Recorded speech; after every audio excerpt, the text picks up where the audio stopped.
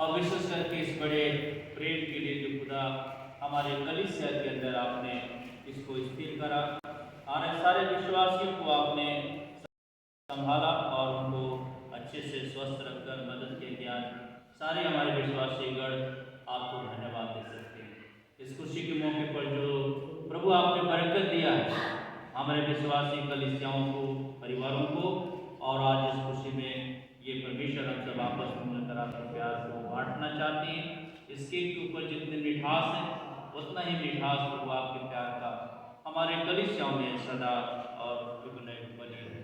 हम आपको सारा आदर देते हैं, सारे इंतजाम के लिए भी हम प्रार्थना करते हैं, और जिन लोगों ने इसके पीछे मेहनत करी उनको भी आशीष मांगते हैं यीशु ख्रिस्त के नाम से आमीन। चलो पकड़िए। परमेश्वर पिता, परमेश्वर पुत्र और परमेश्वर पवित्र आत्मा के नाम में